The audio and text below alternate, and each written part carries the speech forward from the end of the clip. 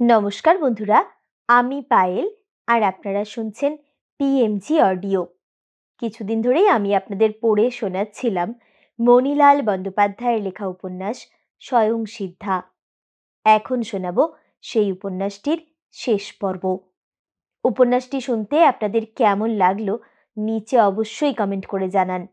আর যেসব বন্ধুরা এখনও সাবস্ক্রাইব করেননি তাদের যদি নিত্য নতুন স্বাদের বাংলা অডিও স্টোরি শুনতে ভালো লাগে তাহলে চটপট সাবস্ক্রাইব করুন পিএমজি অডিও। আর আপনাদের ভালো লাগার গল্পগুলো শেয়ার করে নিন পরিচিত বন্ধুবান্ধব বা আত্মীয় স্বজনের সঙ্গে যারা আপনার মতোই বাংলা অডিও স্টোরি শুনতে ভালোবাসেন। শুরু করছি শেষ পর্ব। সুদীর্ঘ কক্ষে পালঙ্কের ওপর কর্তা আচ্ছন্নের মতো পড়ে আছেন। তাকে ঘিরে মাধুরী দেবী, মৃণালিনী ও আরও কতিপয় মহিলা নানা রকম পরিচর্যা করছেন। হাসপাতালের বর্ষিয়ান সহকারী চিকিৎসক সহকর্মীদের সঙ্গে একটু দূরে বসে ওষুধপত্রের ব্যবস্থা বিধানে তৎপর। বাবা, এই পরিচিত আহ্বানটুকুর আশ্চর্য প্রভাবে রোগীর আচ্ছন্নভাব সেই মুহূর্তেই কেটে গেল। চোখ তুলে আস্তে আস্তে স্নেহকোমল গলায় বললেন, বৌমা। বধূ অসংকুচিতভাবে একেবারে শয্যার শেষ প্রান্তে এসে শ্বশুরের পা দুখানি কোলে নিয়ে বসল। কর্তার মুখ থেকে তৃপ্তিজনিত মৃদু স্বর বের হলো, আহ। রানীর দিকে উৎসুক দৃষ্টিতে চেয়ে বধূ প্রশ্ন করল, কি হয়েছে মা?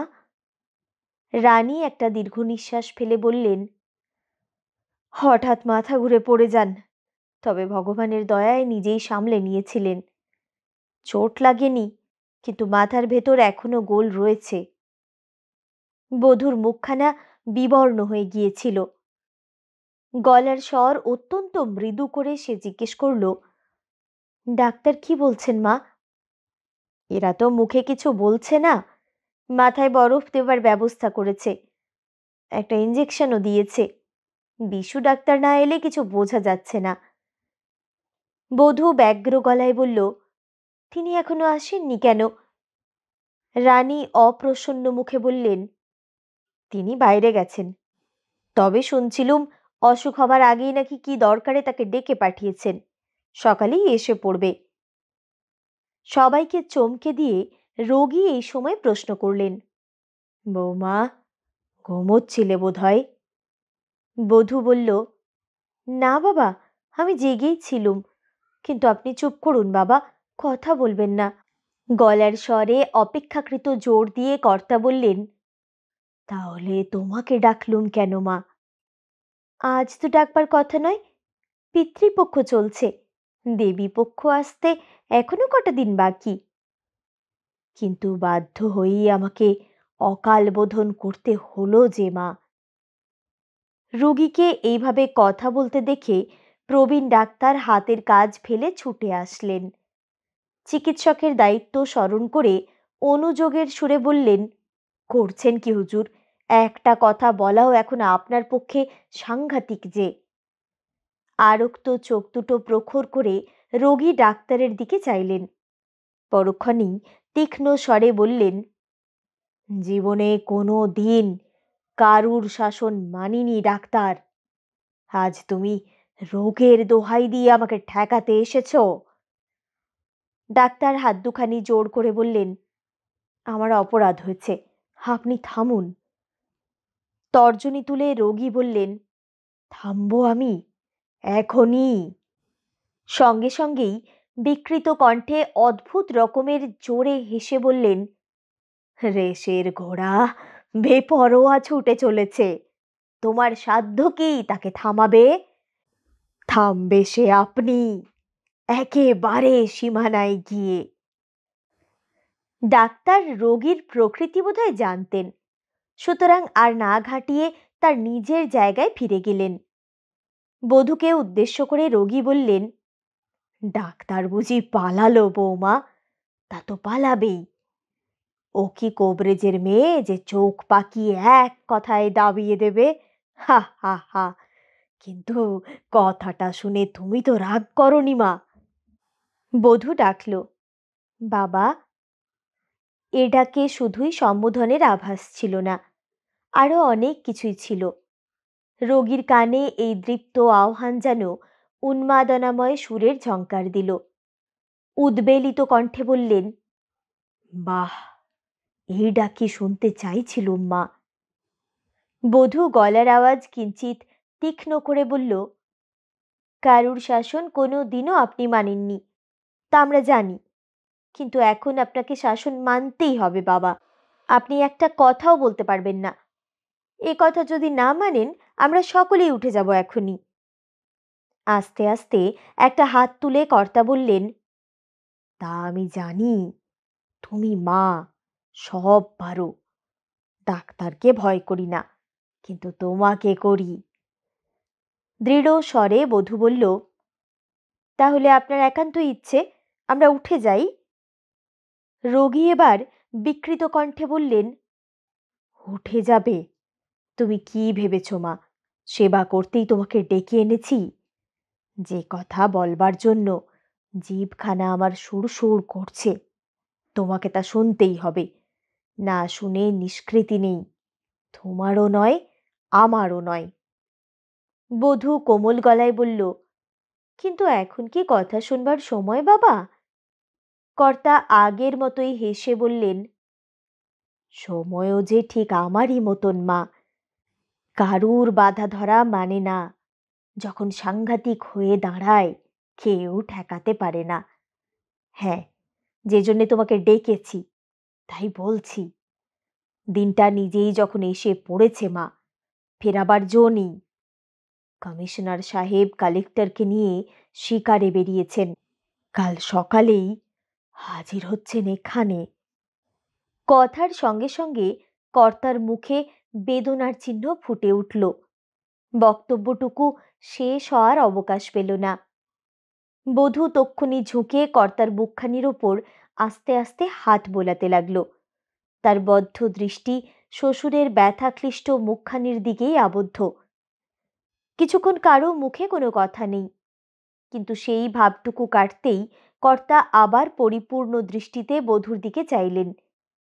বধূ শ্বশুরকে কোনো কথা বলার অবসর না দিয়ে নিজেই বলল, আপনার স্বভাবের যতটুকু পরিচয় আমি পেয়েছি বাবা, তাতে আমি কখনোই এ কথা বিশ্বাস করব না যে কমিশনার সাহেবের খাতিরের কোনো ত্রুটি হবে ভেবেই আপনি এতখানি কাতর হয়ে পড়েছেন। বধূর কথায় হঠাৎ কর্তার মুখে হাসির ঝিলিক দেখা দিল।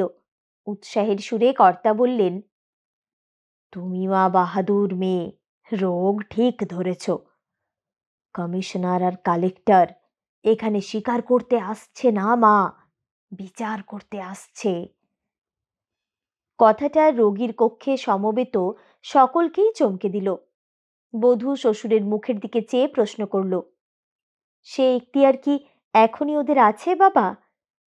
আর্তস্বরে কর্তা উত্তর দিলেন, হয়তো নেই, কিন্তু না থাকলেও এমন নালিশ ওদের কাছে উঠেছে, আর কেউ হলে বিনা এত্তেলায় পুলিশ পাঠিয়ে ধরে নিয়ে যেত।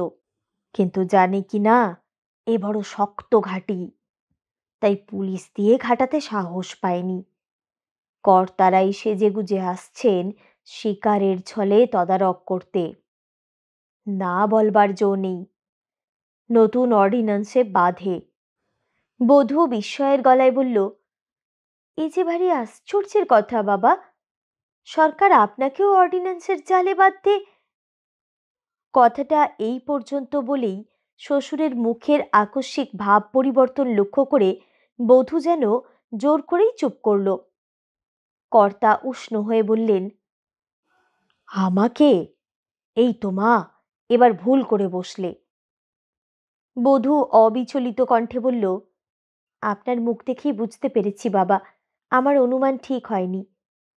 কিন্তু এখন আমি বুঝতে পেরেছি বাবা, ওরা শিকারের ছলে কাকে শিকার করতে আসছেন। ব্যগ্রভাবে কর্তা বললেন, বুঝতে পেরেছ মা, বুঝতে পেরেছ? তাহলে এখন নিশ্চয়ই জানতে পারছো ওদের আসবার নামে আমি এতটা কাতর হয়েছি কেন। বধূ একটুক্ষণ চুপ করে কি ভাবল, তারপর স্নিগ্ধ গলায় ধীরে ধীরে বলল, কিন্তু বাবা, আপনার পা দুখানি ছুঁয়েই আমি বলছি, দু একটা কঠিন কাজে হাত দিলেও এমন কোনো অন্যায় কাজ এ পর্যন্ত আমি করিনি যাতে অর্ডিন্যান্সের আমলে যেতে পারি। ওরা নিশ্চয়ই একটা কল্পিত বস্তুর ওপর আঘাত করতে আসছেন, কিন্তু সে বস্তুটির অস্তিত্বই নেই।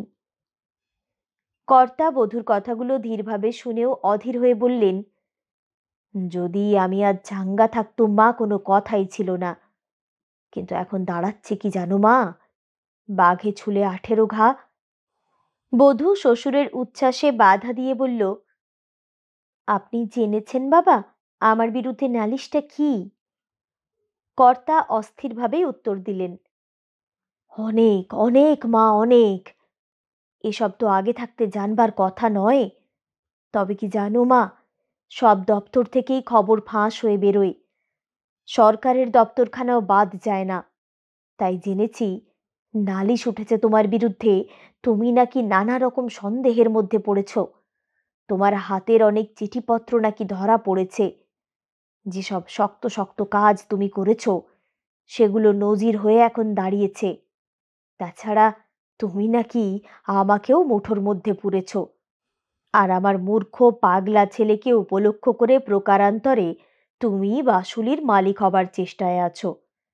আসল উদ্দেশ্য তোমার সরকারের বিরুদ্ধবাদীদের সাহায্য করা।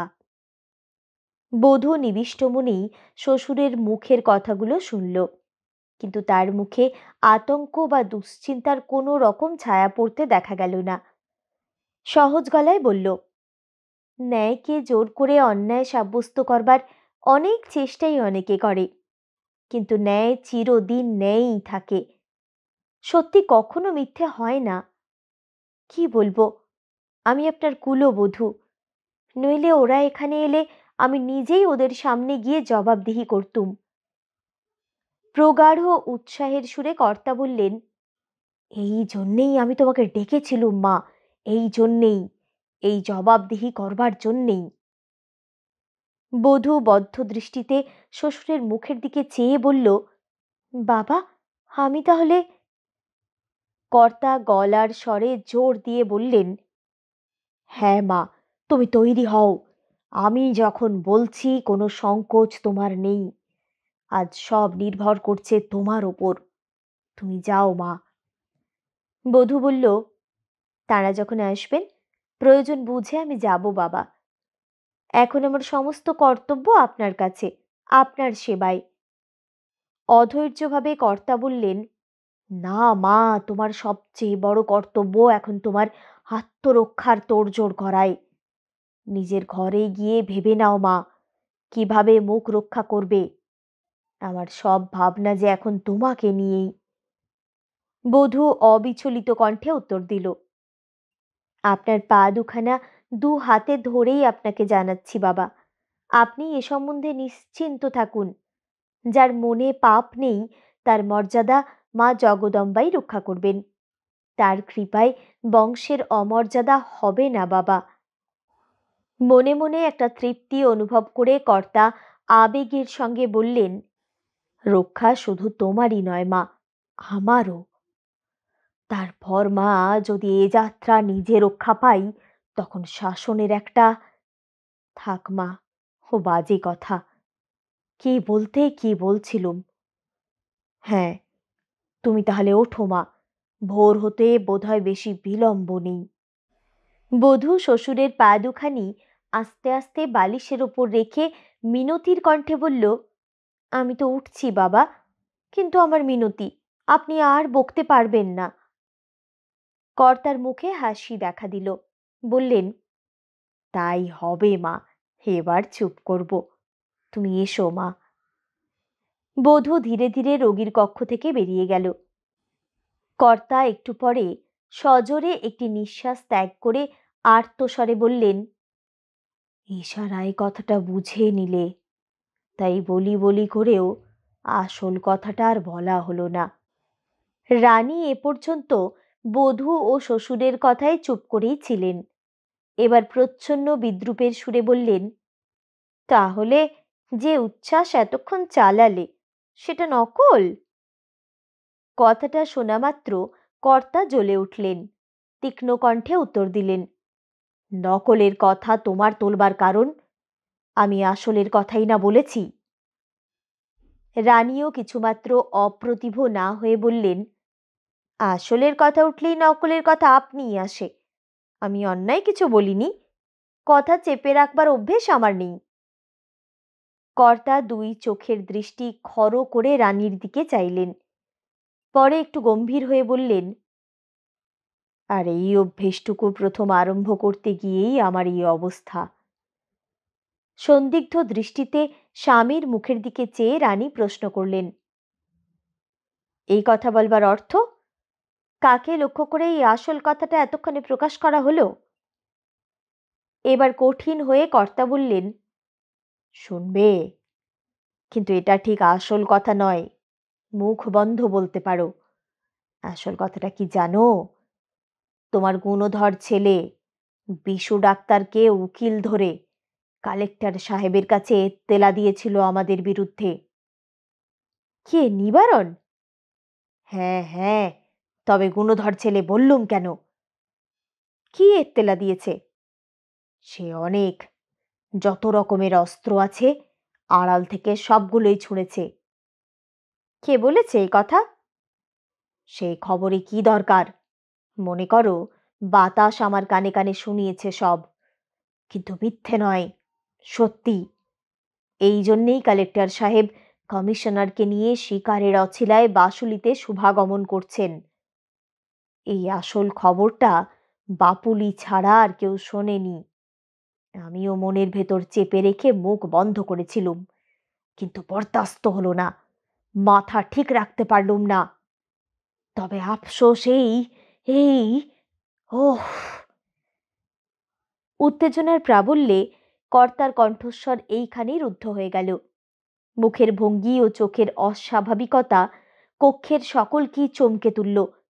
প্রবীণ চিকিৎসক ব্যস্ত হয়ে রোগীর সান্নিধ্যে ছুটে এলেন। বাসুলির অধিবাসীদের চমকে দিয়ে সকালবেলায় বিভাগের কমিশনার ও কালেক্টর সাহেব বেশ ঘটা করেই বাসুলির ভূস্বামী ভবনে পা দিলেন। সঙ্গে ছিলেন পুলিশ সাহেব, মহকুমার কয়েকজন দারোগা এবং অনেকগুলি সশস্ত্র বরকন্দাজ। দেওয়ান রাধানাথ বাপুলি আগেই এস্টেটের বিশিষ্ট আমলাবর্গের সঙ্গে সাহেবদের অভ্যর্থনায় প্রস্তুত হয়েছিলেন। সুসজ্জিত ড্রয়িং রুমে অভ্যাগতদের সম্বর্ধনার পর দেওয়ানজি সবিস্ময়ে জমিদারের আকস্মিক অসুস্থতার সংবাদ জানিয়ে বললেন, আমি তার প্রতিনিধি রূপে আপনাদের সেবায় আদিষ্ট হয়েছি। শিকার সম্বন্ধে আপনাদের যেরকম অভিরুচি, তার যথাযথ ব্যবস্থায় কোনো অবহেলা হবে না। কালেক্টর সাহেব সন্দিগ্ধ দৃষ্টিতে কমিশনারের দিকে চাইলেন। একটুক্ষণ দুজনের মধ্যে চুপি চুপি কি যেন একটা পরামর্শ হয়ে গেল। পরক্ষণেই কালেক্টর সাহেব আসন থেকে উঠে দেওয়ানজিকে একান্তে ডেকে নিয়ে, যাতে অন্যেরা শুনতে না পায় এমনভাবে জানিয়ে দিলেন যে শিকারের অছিলায় তারা এসেছেন বটে, কিন্তু শিকারটাই তাদের ঠিক উদ্দেশ্য নয়। জমিদারের পুত্রবধূর বিরুদ্ধে তারা যে গুরুতর অভিযোগ পেয়েছেন, সেই সূত্রে রীতিমতো তদন্ত করতেই তাদের এভাবে আসা। তবে কমিশনার সাহেবের একান্ত ইচ্ছে এত বড় এস্টেটের যিনি মালিক, তার পারিবারিক সম্ভ্রম রক্ষার অনুরোধে প্রাথমিক তদন্ত গোপনভাবেই শেষ করা হয়। দেওয়ানজি জানালেন, আপনার এই অপ্রত্যাশিত সংবাদ আমাকে চমৎকৃত করেছে। যার সম্বন্ধে আপনারা তদন্ত করতে এসেছেন, তার প্রকৃতি এত সুন্দর ও নির্দোষ যে শেষে আপনারাই অনুতপ্ত হবেন। কালেক্টর সাহেব বললেন, ঈশ্বরের অনুগ্রহে তিনি নিরপরাধ প্রতিপন্ন হলেই আমরাও অত্যন্ত আনন্দ অনুভব করব, কিন্তু তদন্ত কার্য অপরিহার্য। দেওয়ানজি বললেন, তাহলে হুজুরের যদি অভিপ্রায় হয়, স্টেট রুমেই তদন্তের ব্যবস্থা করা যেতে পারে। আবার কিছুক্ষণ সাহেবদের মধ্যে পরামর্শ হলো এবং কালেক্টর দেওয়ানজিকে জানালেন, সেই ভালো, কিন্তু সে ঘরে বাইরের কেউ থাকবে না। সরকার পক্ষের কমিশনার, কালেক্টর, পুলিশ সাহেব ও কমিশনারের পার্সোনাল অ্যাসিস্ট্যান্ট, এই কয়জন মাত্র থাকবেন। এবং দেওয়ানজি ও কোনো একজন উকিল অভিযুক্তকে সাহায্য করবেন। দেওয়ানজি বললেন, উকিলের উপস্থিতির কোনো প্রয়োজন হবে না। যার বিরুদ্ধে অভিযোগ যদি মিথ্যে হয় তিনি নিজেই খণ্ডন করতে পারবেন, আর যদি সত্যি হয় স্বয়ং জ্যাকসন সাহেব এসে দাঁড়ালেও কিছুই হবে না। দেওয়ানজির কথায় প্রীত হয়ে কমিশনার সাহেব বললেন, ঠিক কথা, আপনি সেই ব্যবস্থাই করুন। ব্যবস্থা করতে বিলম্ব হলো না। জমিদারি সেরেস্তার বিভিন্ন বিভাগের মধ্যবর্তী সুবিশাল সুসজ্জিত গদিগৃহে 4 জন পদস্থ রাজ কর্মচারী সমবেত হলেন। বৃহৎ গৃহের আড়ম্বরপূর্ণ রাজকীয় ব্যবস্থা সবাইকেই চমকে দিল। কমিশনার সাহেব প্রথমেই প্রশ্ন করলেন, জমিদারের ছেলেরা কোথায়? ইচ্ছে করলে তারা এখানে উপস্থিত থাকতে পারেন। দেওয়ানজি বললেন, ছোট কুমার বাইরে গেছেন, কাল রাত্রেই তাকে খবর দেওয়া হয়েছে। বড় কুমার বাড়িতেই আছেন, তারও শরীর ভালো নয়। তবে যদি তদন্ত সূত্রে প্রয়োজন হয় তিনি নিশ্চয়ই আসবেন। বড় কুমারের শরীর সম্বন্ধে সংবাদটুকু কালেক্টর সাহেবকে কতটা আশ্বস্ত করল। ইতিমধ্যেই ভেতরে সংবাদ গিয়েছিল এবং যার বিরুদ্ধে অভিযোগ তদন্তকারীরা সাগ্রহেই সেই ভীষণ প্রকৃতির মেয়েটির প্রতীক্ষা করছিলেন। কিন্তু বেশিক্ষণ তাদেরকে প্রতীক্ষা করতে হলো না। ভেতরের দিকের দীর্ঘ দরজার সুন্দর পর্দাখানা ঠেলে তাদের একান্ত আকাঙ্ক্ষিত যে মেয়েটি তাদের সম্মুখে এসে দাঁড়ালো, তার অনবদ্য আকৃতি, অনিন্দ সুন্দর মুখের অপূর্ব দীপ্তি ও কুণ্ঠাহীন নির্ভীক ভঙ্গি দেখে তদন্তকারীরা ভুলেই গেলেন যে এই অসাধারণ মেয়েটির বিরুদ্ধে আরোপিত গুরুতর অভিযোগগুলির তদন্ত করতেই তারা উপস্থিত। কমিশনার সাহেবের দেখা দেখি সকলেই তক্ষুনি আসন ছেড়ে উঠে দাঁড়ালেন। মাথার টুপি খুলে কিছুটা নিচুও হলেন। কিন্তু যার উদ্দেশ্যে পদস্থ রাজপুরুষদের এই সম্মান, সেই মেয়েটিও তৎক্ষণাৎ প্রত্যভিবাদনের ভঙ্গিতে মাথাটা নিচু করে পরিষ্কার ইংরেজিতে বলল, সামান্য একটা নারীকে গ্রেপ্তার করতে এসেও আপনারা যে শিষ্টাচারের পরিচয় দিলেন সেটা আপনাদের জাতিগত সভ্যতার নিদর্শন। এজন্য আমিও বিনীতভাবে ধন্যবাদ জানাচ্ছি। সবাই চমৎকৃত।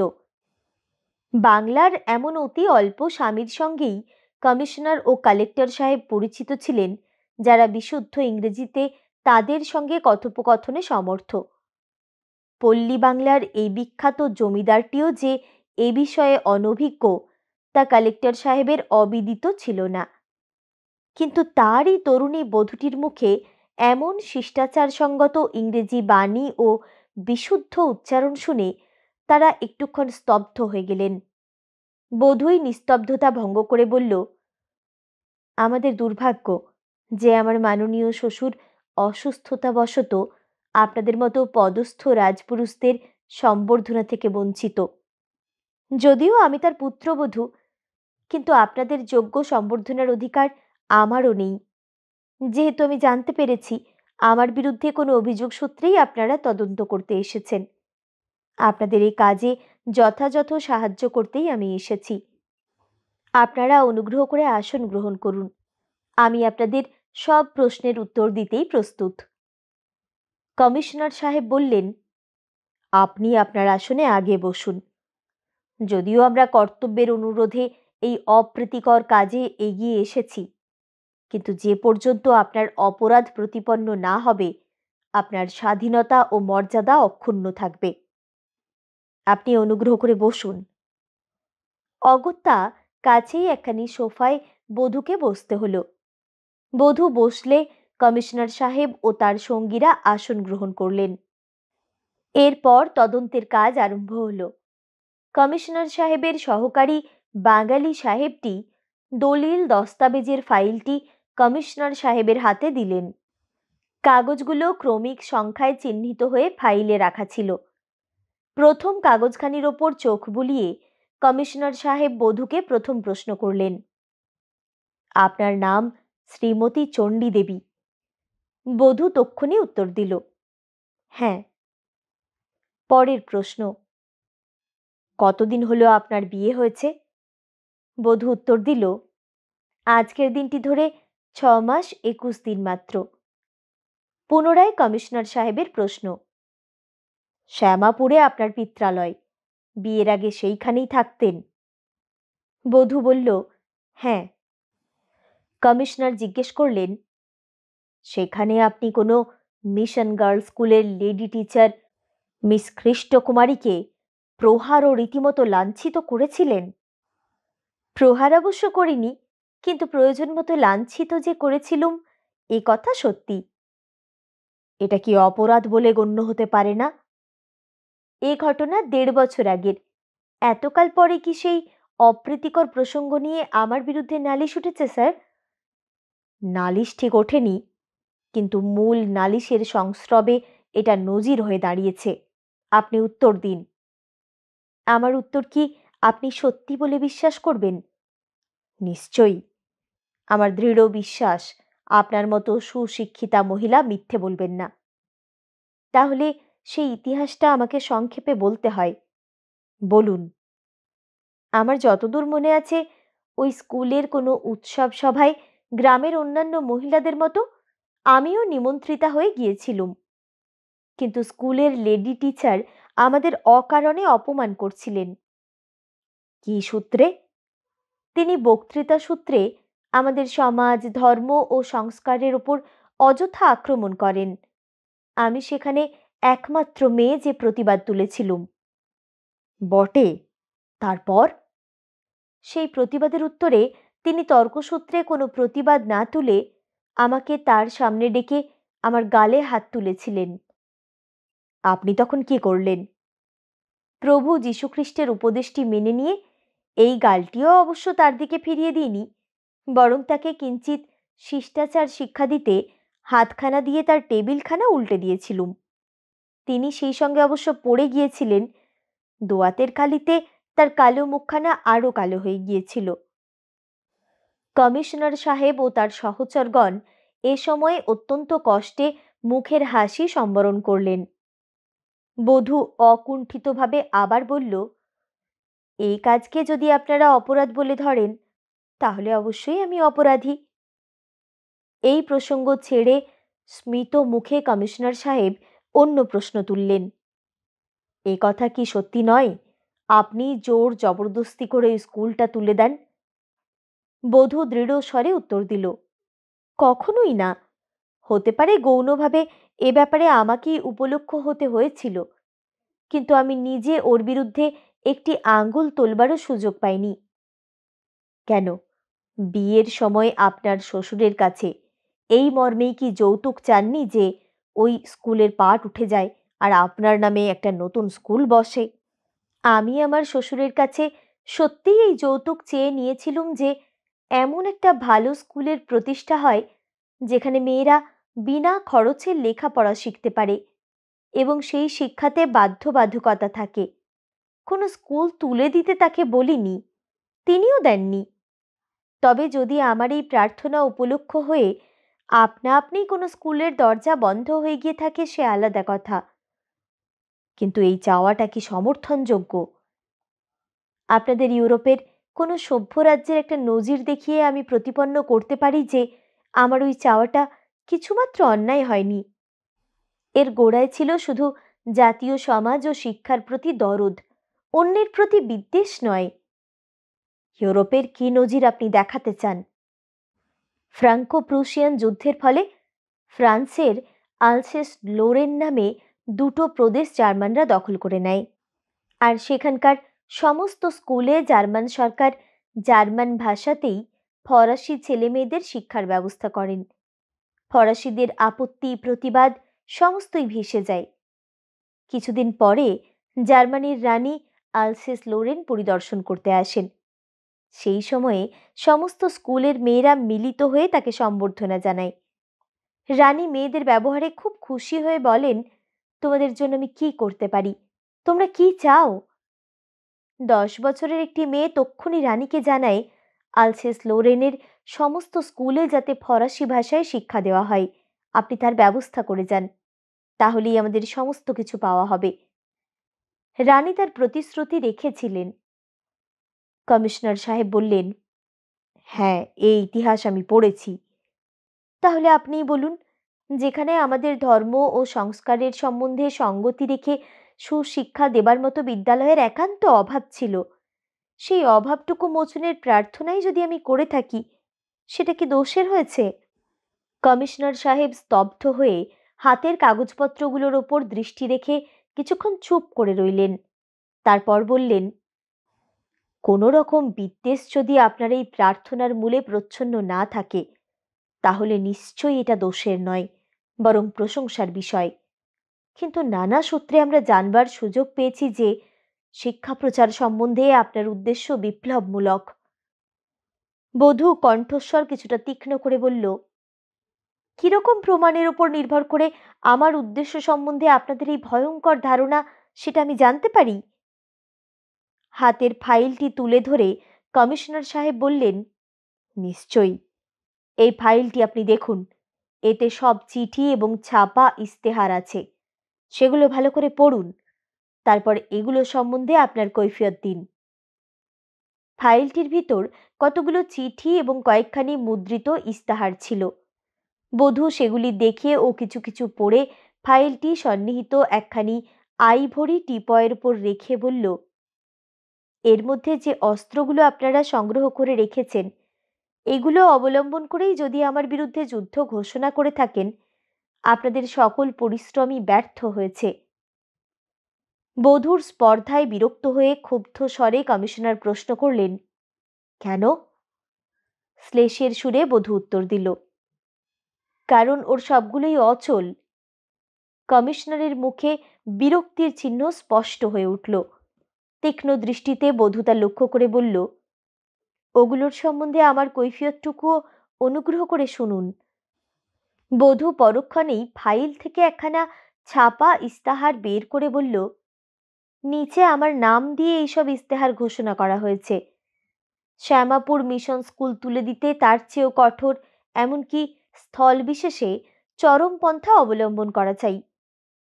দু একটা মিশন স্কুলে উপদ্রব হলে, মিশনারি টিচারের ওপর আক্রমণ চললে, এদেশে যতগুলো এদের স্কুল আছে সবগুলোর দরজা বন্ধ হয়ে যাবে। আপনারা নিশ্চয়ই লক্ষ্য করেছেন, এই ইস্তাহারে প্রেসের নাম নেই, শুধু আমার নামটাই ছাপা আছে। আপনাদের স্বীকার করতে হবে যে আমার নামের কোনো খ্যাতি নেই এবং অন্তঃপুরের বাইরে পা বাড়াবার আমার অধিকার নেই। আমার যদি এই উদ্দেশ্যই থাকবে, আমি তার সিদ্ধির জন্য এভাবে ইস্তেহার ছাপাতে যাব কেন? আমার শ্বশুরের যে প্রতাপ ও প্রভাব, তাতে তার সমস্ত জমিদারির মধ্যে যতগুলো মিশনারি স্কুল আছে, আইনসঙ্গত উপায়ে সেগুলোর দরজা বন্ধ করা যেতেই পারত। কিন্তু এক শ্যামাপুরের দৃষ্টান্ত তো অন্য কোথাও অবলম্বন করা হয়নি।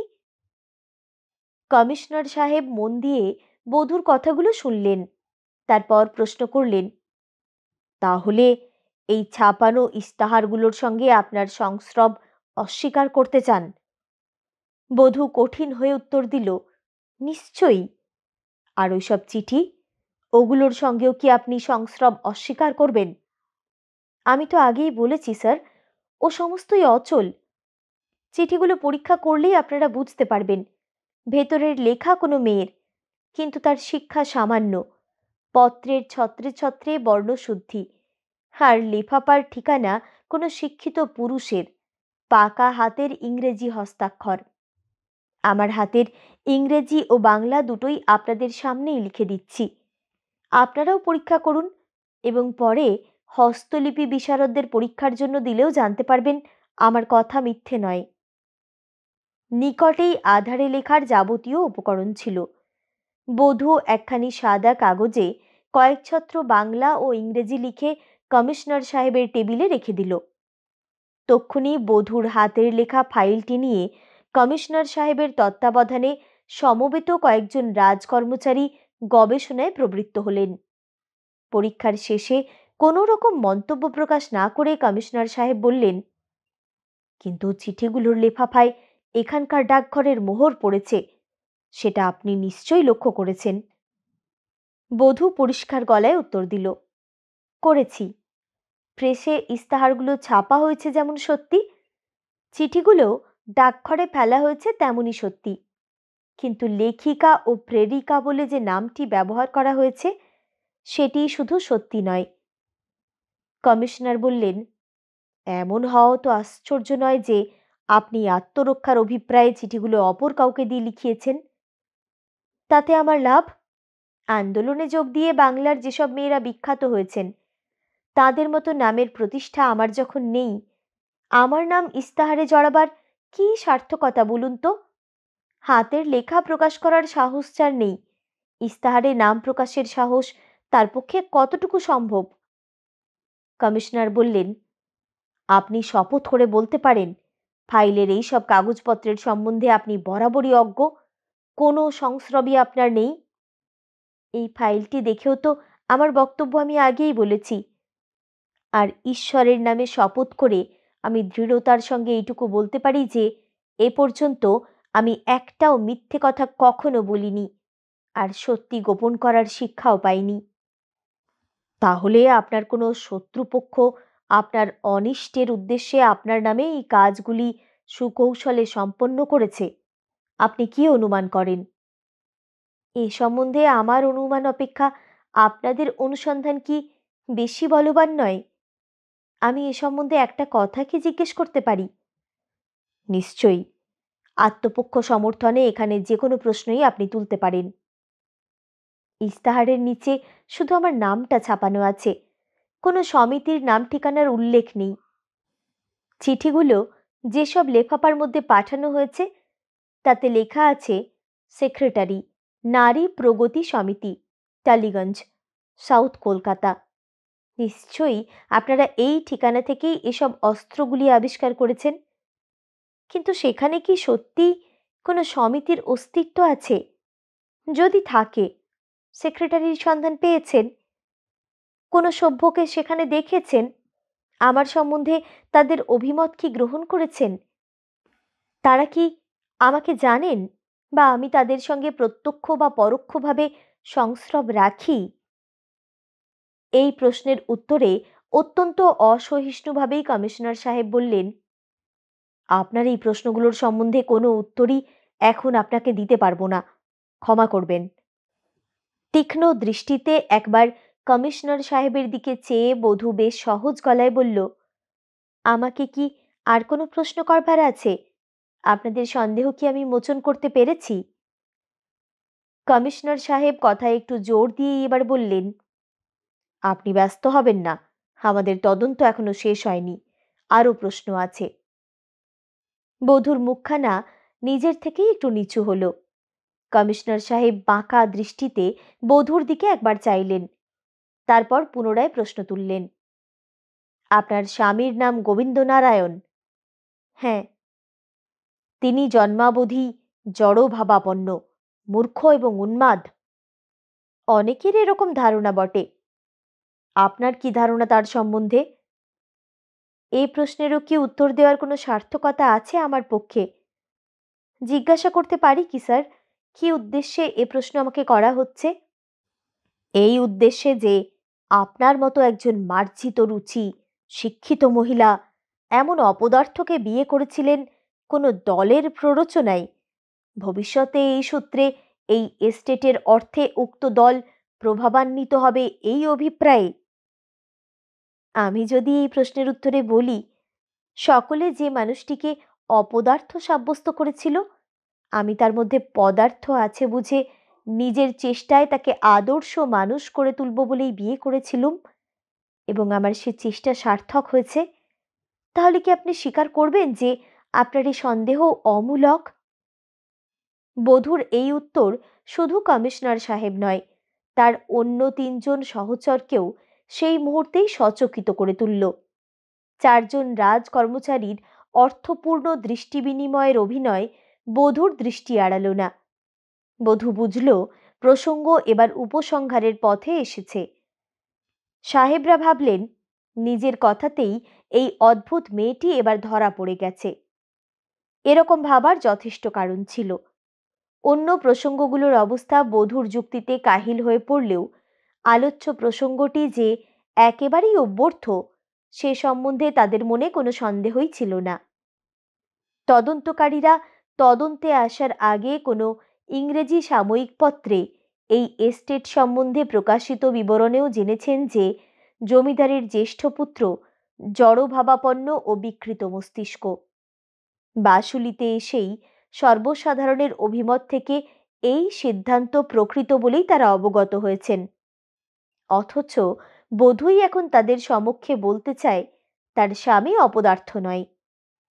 বধূর কথাটা দৃঢ়ভাবে উপলব্ধি করার উদ্দেশ্যে কমিশনার সাহেব বললেন, আপনি কি আপনার কথাগুলো এখনই প্রত্যাহার করবেন? বধূ মুখ তুলে প্রশ্ন করল, কেন?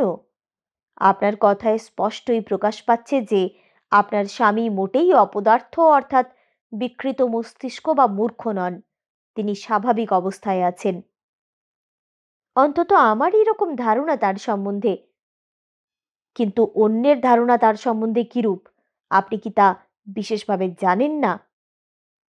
এ প্রশ্ন আমাকে করাই বৃথা। অন্যের ধারণা অনুসারে আমার বিবেক বুদ্ধি পরিচালিত হতে পারে না। সাহেবের লাল মুখখানার ওপর মুহূর্তের জন্য যেন একখানা ধূসর আবরণ পড়ল। পরক্ষণেই আত্মসংবরণ করে কমিশনার সাহেব দৃঢ় স্বরে বললেন, তাহলে অনর্থক আমরা সন্দেহের পথে চলেছি। আপনার উপযুক্ত স্বামীর সঙ্গে পরিচিত হবার সুযোগ এক্ষেত্রে আমরা ছাড়তে পারি না। আমরা তার উপস্থিতি আশা করছি।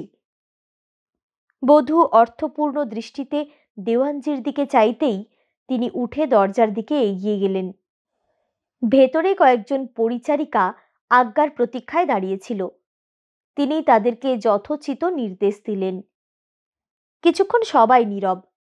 হঠাৎ কমিশনার সাহেব সেই নীরবতা ভঙ্গ করে বধূকে প্রশ্ন করলেন, আপনার স্বামীর সম্বন্ধে আপনার উচ্চ ধারণা অনুসারে তাকে সুশিক্ষিত বলে গ্রহণ করবার আশা বোধহয় আমরা করতে পারি। বধূ উত্তর দিল, ইংরেজি যদি শিক্ষার মাপকাঠি হয় আর সেইটা উপলক্ষ করেই আপনারা তার শিক্ষার বিচার করতে চান, তাহলে হয়তো হতাশ হবেন। সেরকম সুশিক্ষিত অবস্থায় উপনীত হওয়া তার পক্ষে এখনো সময় সাপেক্ষ। তবে কিছুকাল পরে সেই ত্রুটিটুকুও তার থাকবে না। বাংলার যে কোনো সুশিক্ষিত জমিদারের সঙ্গে সমান তালে পা ফেলে তিনি কাজের জায়গায় এগিয়ে যেতে পারবেন, এ ভরসা আমি রাখি। কমিশনার সাহেব বললেন, আপনার স্বামীর সম্বন্ধে অন্য পক্ষ থেকে আমরা এ পর্যন্ত যে খবর পেয়েছি সেই সূত্রেই আমরা তার সঙ্গে আলাপ করব। আমরা যদি দেখি তিনি স্বাভাবিক অবস্থায় আছেন, তাহলেই আমরা আপনার সমস্ত উক্তি স্বীকার করে এইখানেই তদন্ত শেষ করব। বধূর মুখে কোনো পরিবর্তনের চিহ্ন দেখা গেল না। সে শুধু বলল, আমি কি কিছুক্ষণের জন্য ভেতরে যেতে পারি? বধূর প্রশ্নের সঙ্গে সঙ্গে কমিশনার সাহেব আসন থেকে উঠে বললেন, নিশ্চয়ই, যদি প্রয়োজন হয় আমরা আপনাকে আবার ডেকে নেব। বধূ এই কক্ষে আসবার সময় যেভাবে সাহেবদের সম্বর্ধনা পেয়েছিল, এই কক্ষ ছেড়ে যাওয়ার সময়ও তা থেকে বঞ্চিত হল না। কিছুক্ষণ পরেই দরজার পর্দা ঠেলে গোবিন্দনারায়ণ কক্ষের মধ্যে প্রবেশ করল। তুষার শুভ্র পরিচ্ছদধারী কঠোর সংযম ও ব্রহ্মচর্য পরায়ণ আগন্তুক যুবকের দীর্ঘায়ত দিব্য মূর্তির দিকে নির্বাক দৃষ্টিতে সাহেবরা চেয়ে রইলেন। দেওয়ান বললেন, ইনি এই এস্টেটের জমিদার বাবু হরিনারায়ণ গাঙ্গুলির জ্যেষ্ঠ পুত্র গোবিন্দনারায়ণ গাঙ্গুলি।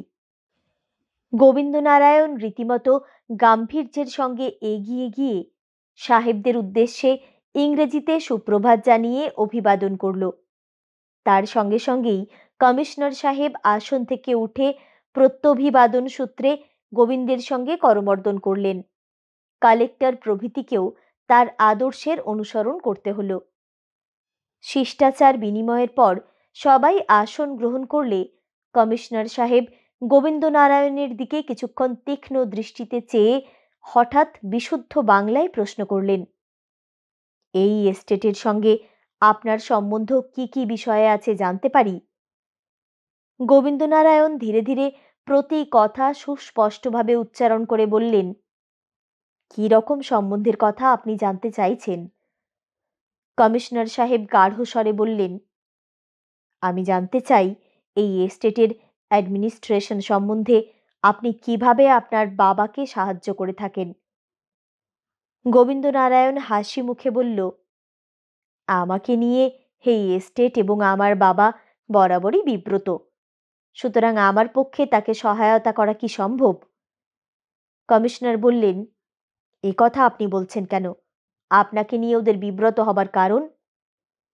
কারণ আমার দুর্ভাগ্যক্রমে আমি সব বিষয়েই অযোগ্য ছিলুম। এখনো আপনি নিজেকে সব বিষয়ে অযোগ্য মনে করেন? না, শিক্ষার অভাবে তখন ভাবতুম সত্যিই আমি অযোগ্য, কিন্তু এখন কিছুটা শিক্ষা পেয়ে ভাবি চেষ্টা করলে যোগ্যতা লাভ করা বিশেষ কঠিন নয়। হয়তো উপযুক্ত শিক্ষা পেলে আমার বাবাকে এবং তার স্টেটকে অ্যাডমিনিস্ট্রেশন সম্বন্ধে সাহায্য করাও ভবিষ্যতে আমার পক্ষে সম্ভব হবে। আপনার সম্বন্ধে আমরা যেসব রিপোর্ট পেয়েছি, অর্থাৎ আপনি ভদ্র সমাজে মিশতে পারতেন না, লেখাপড়া মোটেই জানতেন না, আপনার মাথাও পরিষ্কার ছিল না, এসব কি ঠিক শুনেছি? ঠিক শুনেছেন। আমার আগের জীবন এখন আমার নিজের কাছেই দুঃস্বপ্নের মতো মনে হয়। সবাই আমাকে ভাবত ম্যাড, ফুল, ইডিয়েট। আর আপনি নিজে কি ভাবতেন? আমিও নিজেকে বেকার, পাগলা বা গাধা ভেবে নিয়েছিলুম। ম্যাড, ফুল, ইডিয়েট কথার মানে তো তখন বুঝতুম না। এখন সমস্ত ইংরেজি কথার মানে বুঝতে পারেন? সমস্ত কথারই যে মানে বুঝতে পারি তা নয়, তবে কতক কতক কথার পারি। এখনো আমার শিক্ষা শেষ হয়নি। শিক্ষা কতদিন আরম্ভ করেছেন? বিয়ের পর। এখনো 7 মাস পুরো হয়নি। তার আগে কি করতেন? কিচ্ছু না। না মানুষ, না পশু, এমনি অবস্থায় ঘরের কোণে পড়ে থাকতুম। যারা আমাকে মানুষ করতে আসতেন, দিন দুই নাড়াচাড়া করেই সরে পড়তেন। বলতেন, আমার বুদ্ধি শুদ্ধি কিছুই নেই। ইডিয়েট, জড়ভরত, কিচ্ছু হবে না। তাহলে কি আপনি বলতে চান, আপনার বিয়ের পর এই কমাসের চেষ্টাতেই আপনি এতটা উন্নতি করতে সক্ষম হয়েছেন? হ্যাঁ। কি করে এটা সম্ভব হলো আমাকে বলবেন কি? আমার স্ত্রীর চেষ্টায়। আমাকে অপদার্থ দেখে তিনিই আমার শিক্ষার ভার নিয়েছিলেন। আপনি তাহলে স্বীকার করছেন তাঁরই শিক্ষায় আপনার এই পরিবর্তন এবং উন্নতি? নিশ্চয়ই, আমি একথা গর্বের সঙ্গে স্বীকার করছি। আচ্ছা, আর একটা কথা আপনাকে জিজ্ঞাসা করব। আপনার স্ত্রী যেমন আপনার পড়াশুনোয় সাহায্য করতেন, আপনি তার অন্যান্য কাজেও সেইভাবে নিশ্চয়ই সাহায্য করতেন তো? তার তো আর কোনো কাজই ছিল না আমার শিক্ষার ব্যবস্থা করা ছাড়া। তিনি যে এই কাজেই তার জীবন উৎসর্গ করেছেন স্যার। কমিশনার সাহেব সহর্ষে এইবার গোবিন্দনারায়ণের করমর্দন করে বললেন, আপনার সঙ্গে আলাপ করে আমি অত্যন্ত প্রীত হয়েছি। ধন্যবাদ। ঠিক সেই সময়ে ঘরের মধ্যে প্রবেশ করল নিবারণ। তার পেছনে পেছনে ডাক্তার বিশ্বমিত্র। তাদের মুখ দুখানা তখন ছাইয়ের মতো বিবর্ণ হয়ে গেছে। দেওয়ান বললেন, ইনি বাসুলির জমিদারের কনিষ্ঠ পুত্র বাবু নিবারণ গাঙ্গুলি। কালেক্টর সাহেব তর্জনের সুরে বললেন, হ্যালো, এই তোমার ভাই গোবিন্দ, তোমার কথিত ইডিয়েট এবং ম্যাড। নিবারণের নেশা কাটলেও জিভের জড়তা তখনও কাটেনি। জড়ানো গলায় সে বলল, ইয়েস, দিন ও রাত যেমন সত্য তেমনই সত্য। আমার ভাই ফুল, ইডিয়েট এবং ম্যাড। কমিশনার সাহেব বিদ্রূপের ভঙ্গিতে বললেন, but now we see the table have been turned. Commissioner সাহেবের ব্যঙ্গের হাসির সঙ্গে তীক্ষ্ণ রোষের সুর মিশিয়ে কালেক্টর সাহেব বললেন, নাও সেভ ইয়োর সিচুয়েশন নিবারণ বাবু। ডাক্তার বিশ্বমিত্র এই সময়ে নিবারণকে চুপি চুপি আত্মসমর্থনে কমিশনার সাহেবের স্তুতির কিছু মন্ত্র বাতলিয়ে দিলেন। সেই অনুসারে নিবারণ সাহেবের অভিমুখে এগিয়ে এলো, কিন্তু দুর্ভাগ্যক্রমে দেহের টাল সামলাতে পারল না। পড়ে তো গেলই, এবং সেই সঙ্গে এমন কদর্য নিদর্শনও প্রকাশ হয়ে পড়ল যে পানা শক্তিসূত্রে তার মত্ততার কথাও সাহেবদের অবিদিত রইল না। ভৃত্যরা ঘরের মধ্যে ছুটে এসে ছোট হুজুরকে তুলে ধরল। কমিশনার সাহেব তর্জনের সুরে সেই অবস্থায় তাকে ঘরের বাইরে নিয়ে যেতে আদেশ করলেন। অতঃপর গলার আওয়াজ কোমল করে সাহেব দেওয়ানের দিকে চেয়ে বললেন, এখন আমার একটাই অনুরোধ, আপনার জমিদারের কাছে কয়েক মিনিটের জন্য তিনি আমাকে তার সঙ্গে কিছু কথা বলবার যদি অনুমতি দেন। সাহেবের প্রস্তাব শুনে দেওয়ান তক্ষুনি অন্তঃপুরে কর্তার কাছে সংবাদ পাঠালেন। অন্ধ রাজা ধৃতরাষ্ট্র কুরুক্ষেত্র যুদ্ধের বিবরণ প্রতি মুহূর্তে শুনতে যেরকম আগ্রহান্বিত ছিলেন, তার থেকেও বেশি আগ্রহে শয্যাশায়ী হরিনারায়ণবাবু বাসুলির সভাগৃহের বার্তা পুঙ্খানুপুঙ্খ রূপে সংগ্রহ করছিলেন। বার্তার অভিনবত্ব মুহূর্তে মুহূর্তে তাঁর রোগমলিন মুখের ওপর একটা অননুভূত আনন্দের রশ্মি বিকীর্ণ করছিল। দরবারি পরিচ্ছদ চোগা চাপকানের বদলে পুত্রের পরিধানে বিশুদ্ধ গরদের ব্যবস্থা দেখে বিস্ময়মুগ্ধ পিতাও বুঝেছিলেন কার উন্নত পোশাক পরিকল্পনা চিরাচরিত রীতির পরিবর্তন করে দিয়েছে। বিমুগ্ধ পিতার পায়ের ধুলোর সঙ্গে আশীর্বাদ নিয়ে গোবিন্দ উদ্বেলিত মনে কমিশনারের সঙ্গে দেখা করতে গিয়েছিল। আবার যখন ফিরল, মুখখানি তার খুশিতে প্রফুল্ল, এবং সঙ্গে কমিশনার সাহেব নিজে। গোবিন্দই প্রথমে বলল, বাবা, সাহেব এসেছেন, ইনিই আমাদের বিভাগের কমিশনার। বধূ ভেতরে এসেই বস্ত্র পরিবর্তন করে শ্বশুরের শিয়রে গিয়ে বসেছিল।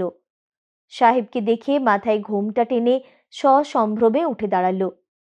কর্তা উজ্জ্বল দৃষ্টিতে সাহেবের দিকে একবার চাইলেন। সঙ্গে সঙ্গে সাহেব হাত তুলে ভারতীয় প্রথায় নমস্কারের ভঙ্গিতে পরিষ্কার বাংলায় বললেন, নমস্কার গাঙ্গুলি বাবু, আপনার এইরকম অসুস্থ অবস্থা জেনেও কর্তব্যের খাতিরে কয়েক মিনিটের জন্য আপনাকে বিরক্ত করতে এসেছি। আপনি নিশ্চয়ই শুনেছেন যে আপনার পুত্রবধূর বিরুদ্ধে গুরুতর অভিযোগ সূত্রেই আমরা তদন্তে এসেছিলাম, কিন্তু আপনাকে আনন্দের সঙ্গে জানাচ্ছি আপনার পুত্রবধূ তাঁর অসাধারণ শিক্ষা, সত্যনিষ্ঠা ও মনের দৃঢ়তায় সমস্ত অভিযোগ খণ্ডন করেছেন। আমি মুক্ত কণ্ঠে তাকে ধন্যবাদ জানাচ্ছি এবং এই অপ্রীতিকর ব্যাপারে তার মতো আদর্শ উচ্চশিক্ষিতা মহিলাকে বিরক্ত করার জন্য দুঃখ প্রকাশ করছি। কর্তা হাতখানা অতি কষ্টে তুলে বললেন, ধন্যবাদ সাহেব, আপনার সৌজন্যে আমি যেমন মুগ্ধ হয়েছি, তেমনই আনন্দ পাচ্ছি ও আশ্চর্য হচ্ছি আপনার মুখে এমন পরিষ্কার বাংলা শুনে। সাহেব হেসে বললেন, এতে আশ্চর্য হবার কিছু নেই বাবু। আমি জাস্টিস উড্রফের শিষ্য। সংস্কৃত ও বাংলা শৈশব থেকেই আমার মাতৃভাষার মতো চর্চা করে আসছি। সাহেবকে বসার জন্য অনুরোধ করা হলো, কিন্তু তিনি বসলেন না। সবাইকে ধন্যবাদ জানিয়ে এবং অবগুণ্ঠনবতী বধূর উদ্দেশ্যে শ্রদ্ধা সহকারে নমস্কার করে বিদায় নিলেন। বধূর মাথায় শিথিল হাতখানা রেখে কর্তা বললেন, সব দিক দিয়েই তুমি জিতেছ মা। তুমি যে স্বয়ং সিদ্ধা, তাই এমন করে সর্বরক্ষা করতে পেরেছ মা। বোবাকে বাণী দিয়েছ, পাথরকে জাগিয়ে তুলে বাসুলির তুমি মুখ রক্ষা করেছ মা। বধূ আত্মপ্রশংসার উচ্ছ্বাসে অভিভূতা না হয়ে কোমল গলায় ভক্তির আবেগে বলল, সবই তার ইচ্ছে হয়েছে বাবা, আমার কোনো কৃতিত্বই তো নেই। আপনি তো জানেন বাবা, মুকং করোতি বাচলং পঙ্গুং লঙ্ঘয়ত গিরিম যৎকৃপা তৎমহং বন্দে পরমানন্দ মাধবম।